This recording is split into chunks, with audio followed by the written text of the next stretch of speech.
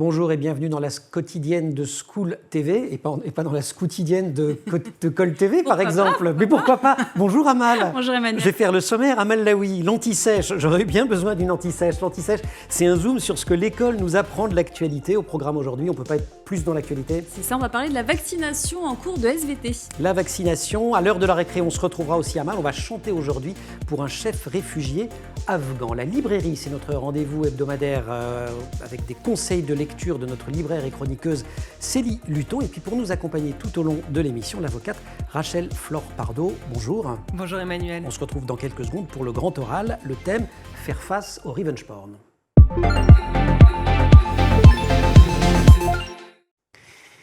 Avocate, disais-je, Rachel Flore-Pardo, cofondatrice du collectif Stop Ficha et co-auteure de Combattre le cybersexisme, qui est sorti il y a quelques semaines aux éditions Le Duc. On vous voit aussi dans Revenge, qui est une docu-série de 5 épisodes de 12 minutes, réalisée par Sylvie Aguirre et Jérémy Bulté, qui nous plonge au cœur du quotidien de jeunes victimes. C'est une série qu'on peut retrouver sur France Télévisions /. On regarde la bande-annonce. Je m'appelle Mathilde, j'ai 21 ans. Je m'appelle Alia Chartier, j'ai aujourd'hui 19 ans. À l'âge de 14 ans, j'ai été victime de cyberharcèlement à caractère sexuel. Pendant 3 ans sur Snapchat, avec un chantage de nude. 2 amies sont venues me voir et elles m'ont dit « Bon Alia, on a quelque chose à dire, c'est pas facile ». Je ne sais même pas si elle envoyait à d'autres personnes parce qu'elle avait fait un faux profil de moi sur Instagram. Mais là, sur le coup, je me suis dit « Mais comment il a pu faire ça ?» Enfin, j'ai envie que moi ça se finisse, fait qu'elle m'oublie parce que je peux plus supporter ça toute seule. J'étais fichue en fait. Bon, j'étais la fille qui avait fait ça. Rachel Flore-Pardo, avec vous, on va parler du fléau du cyberharcèlement à caractère sexuel. Stop Ficha a été créé en effet pour traquer les auteurs d'attaques sexistes en ligne, pour les dénoncer et pour pratiquer une veille sur les réseaux sociaux. Vous apportez aussi une aide juridique aux victimes. En préparant l'émission, j'ai failli biffer le mot fléau en disant je ne veux pas tomber dans le sensationnel. Mais enfin, les chiffres, finalement, indiquent un fléau. Oui, tout à fait. En fait, il y a un véritable phénomène qui prend de plus en plus d'ampleur. Historiquement, quand on parlait du cyberharcèlement, on voyait surtout une série de messages envoyés par SMS, des appels malveillants ou des mails. Et aujourd'hui, plus on utilise les smartphones, plus on a la photo et la vidéo à l'accès facile. Et en fait, aujourd'hui, ces images sont souvent détournées pour heurter, et pour heurter souvent des femmes, parce que la plupart des victimes de ces violences sont des femmes, 73%. les plus jeunes. Tout à fait, 73%. Une femme a aujourd'hui 27 fois plus de chances d'être cyberharcelée qu'un homme. On ne va pas empiler les chiffres, mais on peut quand même en citer au moins 2. 40% des moins de 50 ans ont déjà subi des attaques répétées sur les réseaux sociaux et 22% ont entre 18 et 24 ans. Stop Ficha, Ficha, un peu de vocabulaire pour celles et ceux qui ne connaîtraient pas l'expression. Alors Ficha, ça vient du verlan affiche pour afficher. Alors pourquoi Stop Ficha? C'est parce que en fait, l'association s'est créée pour lutter contre un phénomène qui s'appelle les comptes Ficha. Les comptes Ficha sont des comptes qui voient le jour sur des réseaux sociaux, peut-être Telegram, Instagram, Snapchat, et qui ont pour objet de diffuser des photos à caractère sexuel sans le consentement de la personne qui y apparaît. En fait, leur but, c'est vraiment d'afficher pour humilier les jeunes femmes qui sont sur ces photos. Jeunes femmes parce que la plupart des victimes sont des femmes, et pour mieux les humilier, en plus de la photo, ils ajoutent souvent des données à caractère personnel, par exemple un prénom, un nom, une adresse, un lycée, pour que la victime soit plus identifiée et encore davantage humiliée. Humiliée, blessée, parfois tuée.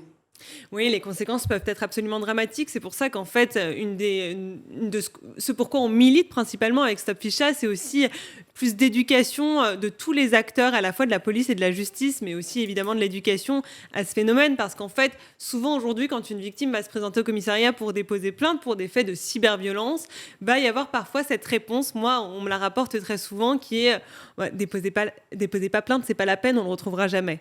Et en fait, on retrouve parfois. Il arrive qu'on le retrouve, et puis surtout, en fait, quand il y a ce dépôt de plainte, il faut que ce soit pris très sérieusement par les forces de l'ordre, parce qu'en fait, ça peut être précurseur d'autres violences et de violences physiques parfois. Des violences qui concernent, je citais le chiffre des 18-24 ans, mais ça peut commencer bien avant. En principe, les réseaux sociaux sont interdits aux moins de 13 ans, et pourtant...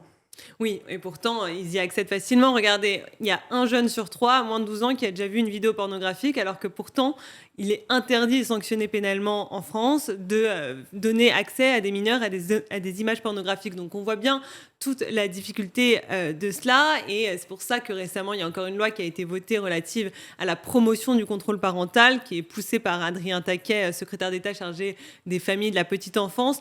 Donc voilà, aujourd'hui, on ne va pas se mentir, sur leur réseau, sur leur téléphone, sur leur tablette, etc., les enfants sont complètement libres et ils ont accès à ce qu'ils veulent, également à des contenus qui peuvent leur être préjudiciables et dangereux. Libre d'y accéder et donc victime potentielle de ces comptes ficha. Comment lutter, comment se protéger? On va évidemment en parler avec vous dans quelques minutes. Ce sera juste après notre décryptage de l'actualité au regard de ce qu'on en apprend à l'école. C'est l'anti-sèche d'Amal Laoui. On parle ensemble, Amal, d'une autre façon de lutter contre de méchants virus, la vaccination. À compter de lundi 24 janvier 2022, le pass vaccinal est devenu obligatoire pour les personnes de plus de 16 ans. Il est demandé, si on souhaite se rendre au restaurant, prendre le train, dans beaucoup de conditions. Et dans ce contexte de pandémie, l'école est là pour aider les élèves à comprendre comment fonctionne un vaccin. Elle n'a pas attendu la pandémie. C'est ça, la vaccination est présente dans le chapitre « Le corps humain et la santé » au programme de SVT en classe de 4e et de 3e, avec comme sous-thème « Argumenter l'intérêt des politiques de prévention, de lutte contre la contamination et ou l'infection, mesures d'hygiène, vaccination, action des antiseptiques et des antibiotiques ». Alors ce cours s'intègre dans une démarche générale de SVT qui traite de l'épistémologie des sciences. L'épistémologie, donc on va parler histoire en fait, si on le dit avec un vocabulaire plus simple. C'est ça, alors en fait on va apprendre l'origine de la vaccination, donc dès l'Antiquité, on avait remarqué que les personnes atteintes une première fois de certaines maladies infectieuses ne tombaient pas malades une seconde fois. Les premiers exemples d'immunisation contre une maladie concernent la variole, vous le savez, cette maladie qui date de l'Antiquité, aussi appelée petite variole, elle refait surface au XVIIe siècle sous Petite variole, petite vérole, non? Petite vérole. Petite vérole. Elle refait surface au XVIIe siècle sous forme d'épidémies qui font à chaque fois des milliers de victimes. Et c'est donc à la fin du XVIIIe siècle qu'un médecin de campagne anglais, Edward Jenner, fait une découverte importante, une maladie bénigne des vaches qui s'appelle la vaccine et qui ressemble un peu à la variole. Alors il constate en fait que les fermiers en contact régulier avec le virus de la vaccine ne contractent pas la variole lors des épidémies. Alors on a une petite dose, on ne contracte pas la maladie, ça pose les bases de ce qui va devenir dès le XIXe siècle finalement les vaccins, et notamment l'histoire de Pasteur. Exactement, donc dans la seconde moitié du XIXe siècle, Louis Pasteur, docteur en sciences français, explore le rôle des microbes dans la survenue des maladies contagieuses en travaillant sur des animaux d'élevage, et il démontre que le choléra des poules est dû à une bactérie. Donc qu'est-ce qu'il va faire ? Eh bien, il va rendre malades les poules en leur donnant la bactérie. C'est ça, il administre cette bactérie à des volailles, elles tombent malades mais ne meurent pas, même quand on les infecte ensuite avec des germes frais et virulents. Louis Pasteur vient donc de créer le vaccin atténué. En l'honneur de Jenner, il invente le terme vaccin. Et donc, il énonce le principe de la vaccination des virus. J'ai une anti-sèche, parce que je ne suis pas scientifique, moi, il ne faut pas me coller là-dessus. Des virus affaiblis ayant le caractère de ne jamais tuer, de donner une maladie bénigne qui préserve de la maladie mortelle. Oui, Pasteur oriente ensuite ses recherches vers la vaccination humaine et il se penche sur la rage, qui est une maladie qui touche à la fois l'animal et l'homme. L'objectif de ce cours, c'est donc d'expliquer comment la vaccination assure une acquisition préventive et durable d'une protection spécifique. Alors vous l'avez dit, j'ai plus le terme exact, mais il y a la notion d'argumentation qu'on va apprendre aux élèves, comment argumenter l'intérêt d'une politique publique. Une fois qu'on maîtrise tout cela, l'histoire et les mécanismes biologiques, comment on explique aux élèves le fait que finalement des gens peuvent ne pas croire aux vertus de la vaccination. Les élèves vont comprendre que cette réticence avec les antivax, par exemple, si on en revient à l'actualité, elle n'est pas du tout récente. Depuis sa mise au point par Jenner, la pratique vaccinale n'a cessé de rencontrer des résistances de différentes natures. La vaccination a par exemple été accusée, entre autres, de s'opposer à la volonté divine, d'être contraire à la nature, d'être dangereuse pour la santé ou encore de servir les intérêts des industries pharmaceutiques. Donc l'enseignant va expliquer comment la mise au point des vaccins s'est ensuite appuyée sur le progrès de nos connaissances du fonctionnement du système immunitaire, ce qui a permis de les rendre plus efficaces vis-à-vis de divers pathogènes et de minimiser donc les effets secondaires potentiels. Donc la mission de l'enseignant, quelle est-elle ? C'est de proposer aux élèves d'apprendre à faire la différence entre les croyances, les savoirs et les opinions. Merci beaucoup. Amal, faire la différence entre les croyances, les savoirs et les opinions. Je ne veux pas exagérer le lien, mais il y en a quand même un à propos du sujet dont vous vous occupez, Rachel Flore-Pardo, qui est que ce qui est pratiqué par les comptes ficha, ce n'est pas lancer des opinions désagréables sur des êtres humains, ce sont des délits. Oui, voire tout à des crimes fait. d'ailleurs, ce Non, sont mais des délits. ce sont des Ça relève délits. de la justice. Ça C'est pas relève de la juste justice. il ou elle n'est pas sympa. En fait, le fait de diffuser sans le consentement de la personne qui apparaît une photo à caractère sexuel, c'est puni de 2 ans d'emprisonnement et 60 000 € d'amende. Donc c'est un délit et c'est trop peu connu en fait, à la fois des auteurs de l'infraction et des victimes. En fait, on voit parfois des échanges comme ça sur les comptes ficha où une victime va dire « s'il vous plaît, retirez cette photo » et le ficheur, l'auteur du compte ficha, va lui répondre « tu n'avais qu'à pas la prendre, cette photo ». Et c'est en cela aussi qu'on critique avec le collectif le terme « revenge porn ». Parce qu'en fait, dans la notion de vengeance, il y a Qui nous vient l'idée... de l'anglais, hein, l'image de Ouais, revanche c'est ça, à caractère pornographique. revenge La porn, vengeance ouais, pornographique. vengeance pornographique. En fait, dans la notion de vengeance, il y a quelque chose quand même de très problématique, qui est qu'en fait, il y aurait eu quelque chose de mal qui aurait été fait par la victime Eh oui. dans un premier temps On et m'a qui heurté, je me venge. justifierait la vengeance. Et en fait, c'est ça vient justifier les actions des comptes ficha et ça culpabilise encore davantage les victimes. Alors, Et on c'est va pour parler de ce qu'on peut faire, Rachel Flore-Pardo, dans quelques secondes. On va continuer ce grand oral. Merci, Amal.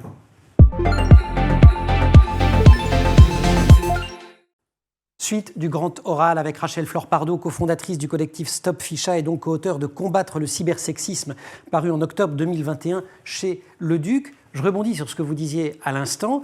Les images à caractère pornographique qui sont affichées par ces fameux comptes ficha, effectivement, ont été adressées par les victimes elles-mêmes. Et ça fait partie du cœur de problèmes de communication qui peut se retrouver à un moment donné. Je voudrais qu'on écoute un témoignage. Il est extrait de cette série documentaire intitulée Revenge et dont on vous montrait la bande-annonce en début d'émission.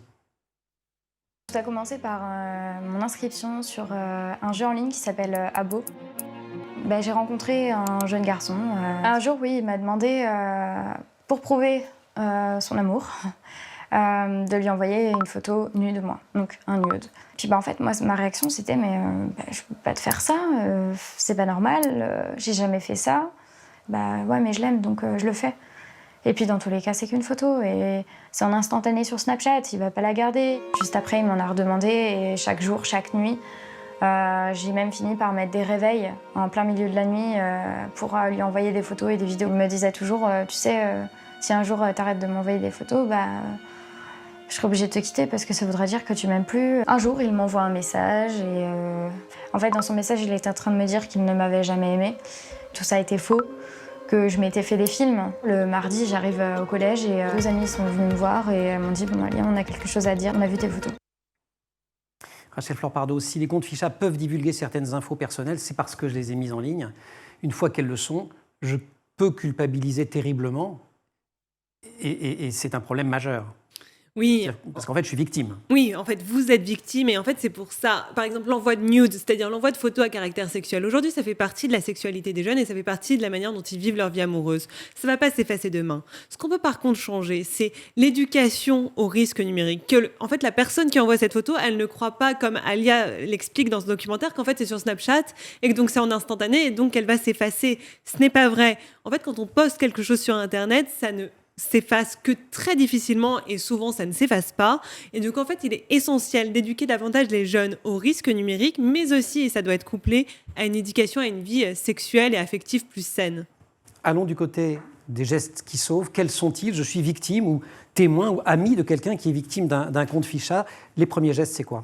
Alors le premier réflexe à avoir, c'est de prendre des captures d'écran, de garder des preuves, parce que c'est ces captures d'écran qui vous permettront, si vous le souhaitez, de faire valoir vos droits lors d'une éventuelle action en justice. Ensuite, c'est de signaler les comptes dangereux, de potentiellement les bloquer, en tout cas de les signaler de sorte à essayer qu'ils soient supprimés. Donc je signale à qui? NetÉcoute. Alors, il y a NetÉcoute, tout à fait, qui fait un super travail. Il y a aussi Pharos, qui est le site du gouvernement qui est dédié au signalement des contenus illicites en ligne. Et j'invite aussi toutes les personnes qui seraient victimes ou témoins à les signaler directement aux plateformes concernées, que ce soit Twitter, Facebook, Snapchat ou autres. Donc ça, c'est la première chose à faire. La deuxième chose, c'est de vous entourer.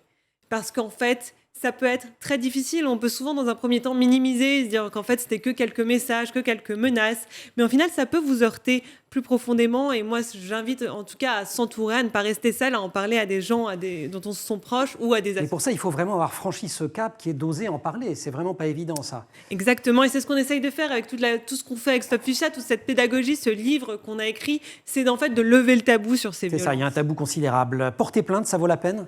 Ça peut aboutir. Ça peut valoir la peine, ça peut aboutir, tout à fait. Ça peut aussi être difficile, et sans capture d'écran, honnêtement, il n'y aura pas de condamnation, mais introduire une action en justice, ça peut avoir un résultat, et ça peut aider aussi dans le processus de guérison de la victime.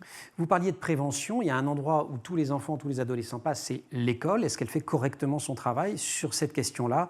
Et si ce n'est pas le cas, qu'est-ce qu'elle devrait faire plus et mieux ? Non, l'école aujourd'hui n'est pas à jour, en fait, parce que tous ces sujets Internet, parfois, ça fait peur aux professeurs qui ne sont pas assez formés, on ne leur donne pas les outils, ça bouge très vite, ils se sentent parfois complètement largués, un peu comme les parents, en fait. C'est normal, c'est pas leur génération. Un peu comme les policiers aussi. Un peu comme les policiers, un peu comme toutes ces personnes qui sont majeures et qui, en fait, qui n'évoluent pas dans cet univers des digital natives dans laquelle vivent les enfants. Et c'est ça leur plus gros problème, c'est que souvent, ils vont avoir peut-être personne à qui se confier et personne à qui en parler et qui les comprennent.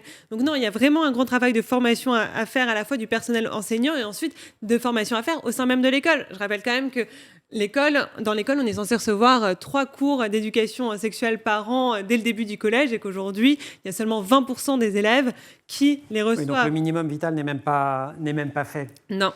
Lutter contre le revenge porn, c'est le sujet de notre grand oral aujourd'hui dans la quotidienne. On prend une petite respiration, la récré d'Amal, et on y revient juste après.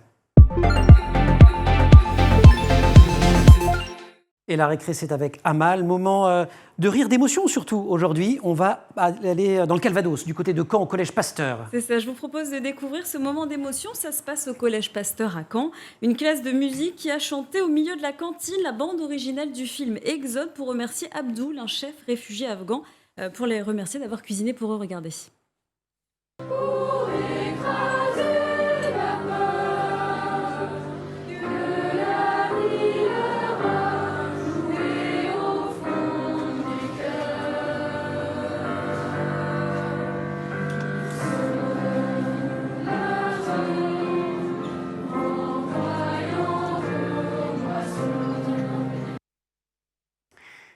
Cette chorale pour remercier ce chef réfugié afghan, les Afghans qui sont la 3e nationalité la plus nombreuse sous la protection du HCR. C'est ça, ils sont 2,6 millions de réfugiés dans le monde en 2020 et plus de 238 000 demandes d'asile déposées dans l'année. Alors en France, l'OFPRA, Office français de protection des réfugiés et apatrides, comptait un peu plus de 41 000 ressortissants afghans sous sa protection au 30 janvier 2021 et 8 000 demandes sont en instance de traitement. C'est la première communauté en France devant les Syriens et les Sri Lankais. Il faut savoir que le nombre de demandes de la part des Afghans a décuplé récemment avec la crise migratoire. Et le retrait de l'armée américaine. Exactement, il constitue la première communauté en nombre de demandes de protection déposées et de protection accordée. Et comment font nos voisins européens ? L'Allemagne, par exemple ? L'Allemagne, c'est beaucoup plus ouverte. Exactement, c'est le premier pays d'accueil de la communauté afghane en asile en Europe avec près de 148 000 réfugiés afghans sur son sol. Ça, c'était en 2020, soit un peu plus de 5 fois plus qu'en France pour les chiffres de 2020. Merci beaucoup, Amal. Récré émotion avec ces remerciements filmés à Caen. On va reprendre notre grand oral sur le revenge porn, comment agir contre, avec Rachel Flore, pardon. Vous allez donc me recommander un orthophoniste. Merci beaucoup. Pardon. Rachel Flore, pardon. Nous reprenons Combattre le cybersexisme, l'association Stop Ficha. Vous avez coordonné cet ouvrage paru chez Le Duc en 2021.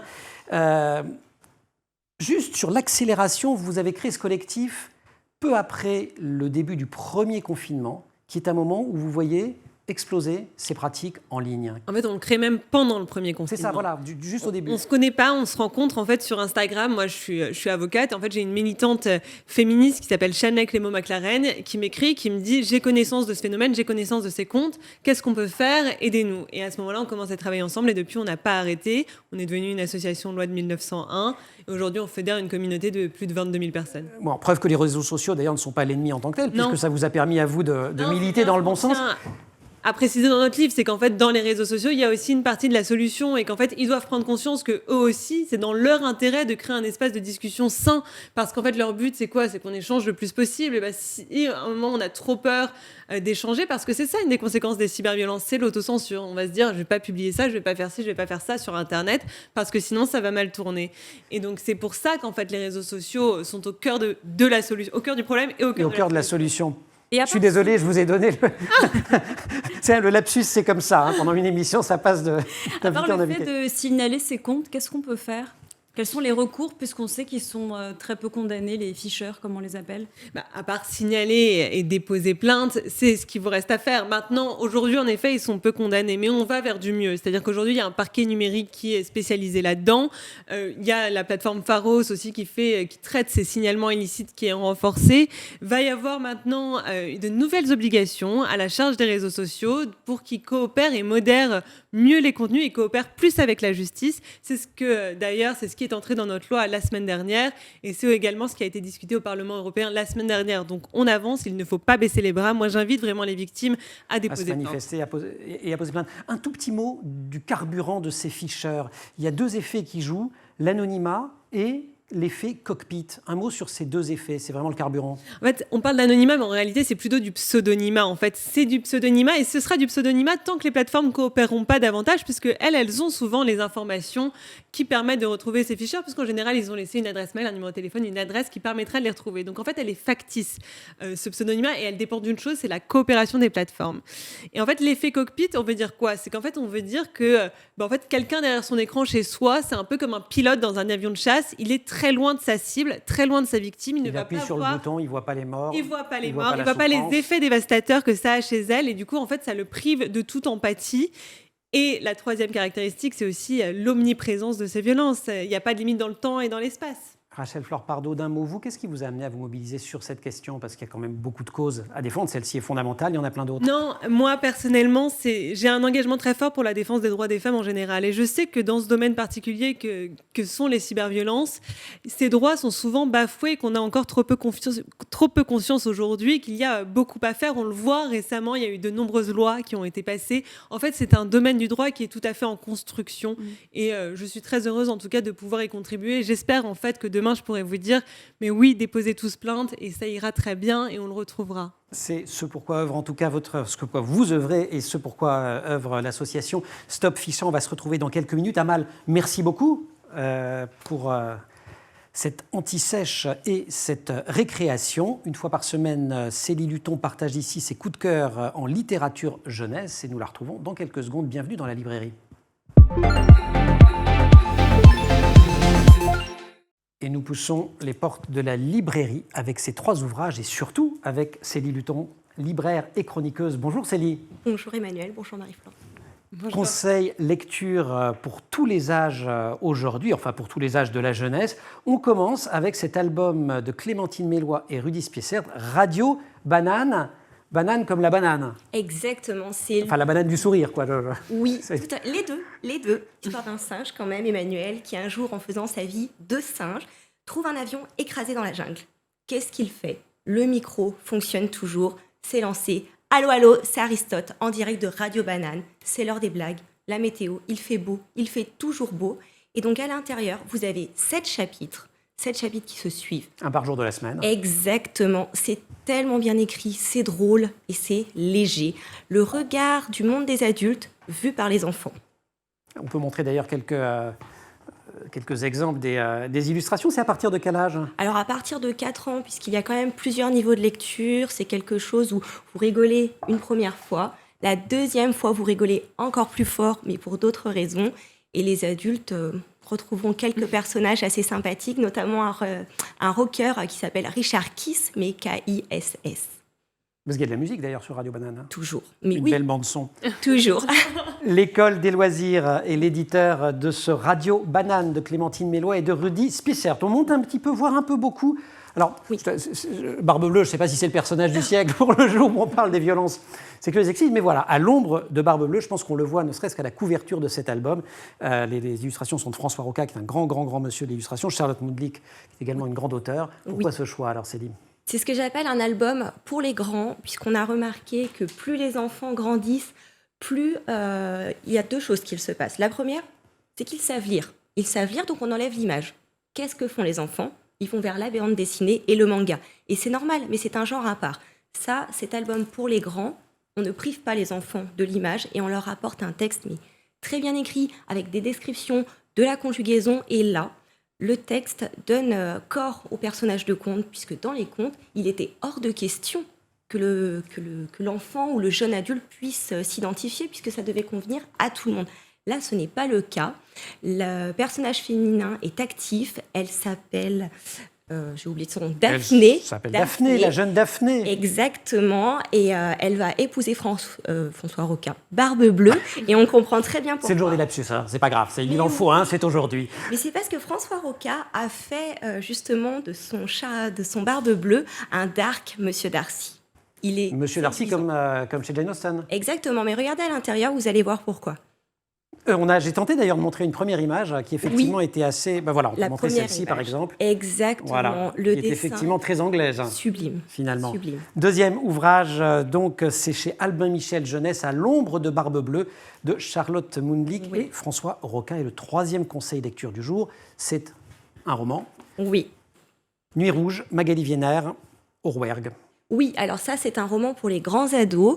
C'est l'histoire de Rodrigue. Donc, un ado. Rodrigue avec un S. Oui, Rodrigue. Il est amoureux. Et là, c'est le soir de la fête de la musique. Et Rodrigue va sortir. Il va rencontrer celle qu'il aime en secret depuis si longtemps. Elle va lui parler. Ils vont danser. Ils vont boire des verres. L'alcool, la chaleur. Et ils vont faire l'amour. Rodrigue est sur un petit nuage. Mais le lendemain, la police arrive, il est arrêté, mis en garde à vue et accusé de viol sur celle qu'il aime depuis toujours. Et nous allons avoir le récit des 2 personnages principaux, du traumatisme vécu par cette jeune femme et la prise de conscience terrible d'un jeune homme. Alors c'est une réédition, c'est un roman qui a été édité il y a une dizaine d'années sous le titre des Carcérales, mais qui est revenu sur les tables des librairies il y a... quelques mois, sous ce titre, Nuit rouge au Rouergue. Voilà, une intrigue, Oui. un dispositif qui n'est pas sans rappeler celui du nouveau roman de Karine Thuil, d'ailleurs, dont évidemment le titre va m'échapper au moment où je vais m'en trouver. Oui.